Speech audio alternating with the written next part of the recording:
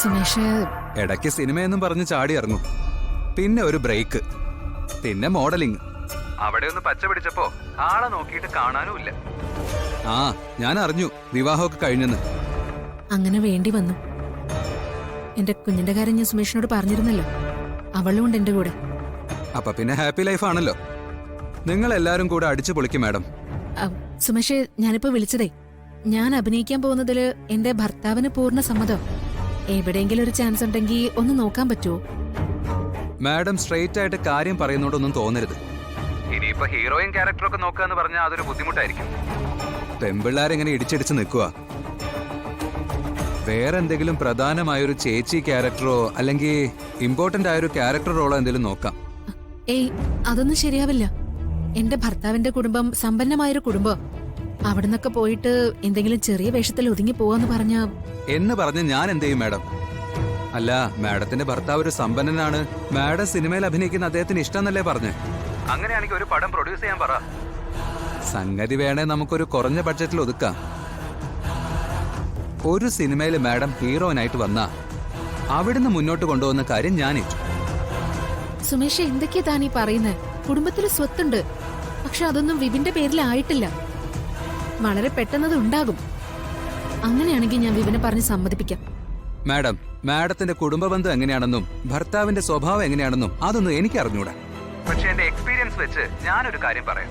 മാഡത്തിന് ഒരു പ്രൊഡ്യൂസർ ആവാൻ താല്പര്യമുണ്ടെങ്കിൽ, അതും കൂടാതെ സ്വന്തം സിനിമയിൽ നായികയായിട്ട് അഭിനയിക്കണമെങ്കിലേ ആ സ്വത്ത് ഭർത്താവിന്റെ പേരിൽ എഴുതി വാങ്ങിയിട്ട് ഒരു കാര്യവുമില്ല. സുമേഷ്, അതെന്താ അങ്ങനെ പറഞ്ഞേ? ഞാൻ പറഞ്ഞതല്ല എന്റെ എക്സ്പീരിയൻസ്. എന്തെങ്കിലും സാധ്യതയുണ്ടെങ്കിൽ കുടുംബസ്വത്ത് മാഡത്തിന്റെ പേരിലാക്കി കിട്ടുമോന്ന് നോക്ക്. അല്ലെങ്കിൽ കുഞ്ഞിന്റെ പേരിൽ മേടിക്ക്. ഏയ്, അതൊന്നും ഞാൻ ആലോചിച്ചിട്ട് പോലുമില്ല. പതുക്കെ ആലോചിച്ചാ മതി. ജീവിതത്തെ സംബന്ധിക്കുന്ന കാര്യങ്ങള് അങ്ങനെ പതുക്കെ ആലോചിക്കാനേ പാടുള്ളൂ. മാഡത്തിന്റെ റോളിന്റെ കാര്യം ഞാൻ നോക്കാം. വേറെന്തെങ്കിലും സഹായം വേണമെങ്കിലേ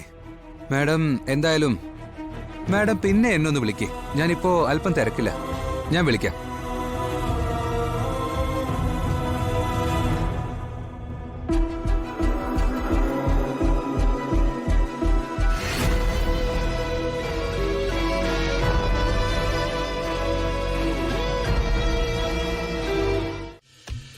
ഇതെന്തൊരു പണിയാടോ? വാതിൽ തുറന്നിട്ടിട്ട് വിളിച്ചിട്ട് കേൾക്കുന്നുമില്ല. കള്ളന്മാരെയൊന്നും പേടിയില്ലേ? നിങ്ങളാരാ? ആരാ എന്താന്നൊക്കെ പിന്നെ പറയാം. എനിക്ക് നല്ല വിശപ്പ്. ഇവിടെ കഴിക്കാൻ എന്തെങ്കിലും ഉണ്ടോ? ഞാൻ നോക്കോളാം. ഏയ്, നിങ്ങളാരാ? വെളുപ്പിനെ വണ്ടി കയറി ഇരുന്നതാ. ഇടയ്ക്കൊന്ന് നിർത്തണമെന്നോ ആൾക്കാർക്ക് എന്തെങ്കിലും കഴിക്കണമെന്നോ അവരൊന്നും ചിന്തിക്കണ്ടേ? ഒരു രക്ഷയില്ല. ഹാ, ദോശ ഉണ്ടല്ലോ. എന്താ കറി? അല്ല, എനിക്ക് മനസ്സിലായില്ല.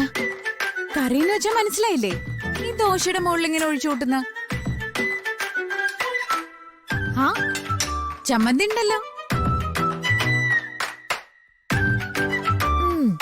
ഇതെന്റെ ഫേവറേറ്റാ. ആഹാ, സാമ്പാറുണ്ടല്ലോ. അപ്പൊ പിന്നെ പൊളിച്ചു.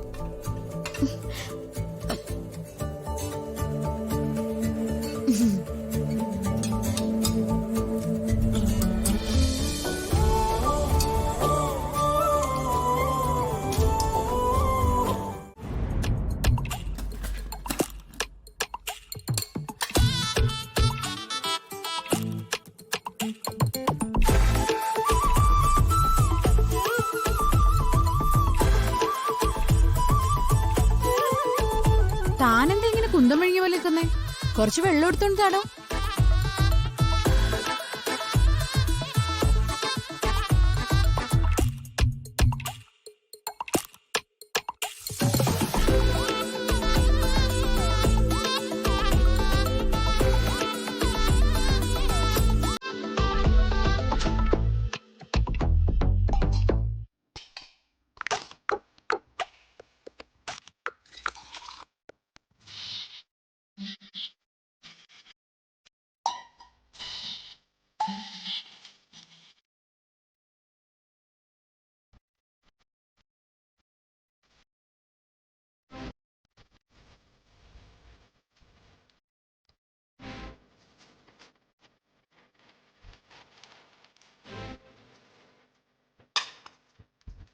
സംഭവം അടിപൊളിയായിട്ടുണ്ട്.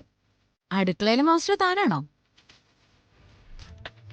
പക്ഷെ ചമ്മന്തിയുടെ ഒരു ഇത്തിരി കൂടുതലാ. കുഴപ്പമില്ല, അഡ്ജസ്റ്റ് ചെയ്യാം. നിങ്ങൾ ആരാണെന്ന് പറ. പരിചയമില്ലാത്തൊരു വീട്ടിലേക്ക് കയറി വന്നിട്ട് ഇത്രയൊക്കെ സ്വാതന്ത്ര്യം കാണിക്കുന്നെന്ന് പറഞ്ഞാല് പരിചയമില്ലെന്ന് തന്നോട് ഞാൻ പറഞ്ഞോ? അല്ല, ഒട്ടും പരിചയമില്ലാത്ത ഒരാള് ഇങ്ങനെയൊക്കെ കാണിക്കോ?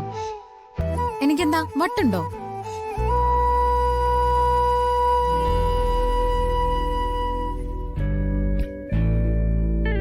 തന്റെ നോട്ടം കണ്ടാൽ അറിയാം എനിക്ക് തലയ്ക്കെന്തോ കുഴപ്പമുണ്ടെന്ന് തനിക്ക് സംശയമുണ്ട്. അതെന്റെ കൂട്ടുകാരൊക്കെ പറയാറുണ്ട്, ചില നേരത്തെ വീട്ടുകാരും. ഇവിടെ ഞാൻ മാത്രമേ ഉള്ളൂ. അതെനിക്ക് കണ്ടാൽ അറിഞ്ഞൂടെ? ഇവിടെയുള്ളവരൊക്കെ പുറത്തു പോയിരിക്കാം. അതെനിക്ക് ഊഹിച്ചാൽ അറിയാലോ. ഒരു വീട്ടിലേക്ക് വരുമ്പോ ആരാണെന്ന് ചോദിച്ചാൽ അതിന് ഉത്തരം പറയണം. അതാണ് മര്യാദ. എനിക്കല്പം മര്യാദ കുറവാ. അപ്പൊ എന്ത് ചെയ്യും? തന്നെ ഇങ്ങോട്ട് ആരെങ്കിലും അയച്ചതാണോ? എന്നെ എന്താ കൊറിയർ സർവീസുകാർ കൊണ്ടുവന്നാണോ? ഞാനായിട്ട് കയറി വന്നതല്ലേ. എടോ, താൻ ചോദിച്ചതിനൊക്കെ ഞാൻ മറുപടി പറയാം. പക്ഷെ എനിക്കൊരു കുഴപ്പമുണ്ട്. വിശന്നാ പിന്നെ തല നേരെ നിൽക്കില്ല. അതുകൊണ്ട് ഞാൻ ഇതൊന്ന് കഴിച്ചു തീരുന്നവരെ മിണ്ടാതിരിക്കാൻ പറ്റുമോ?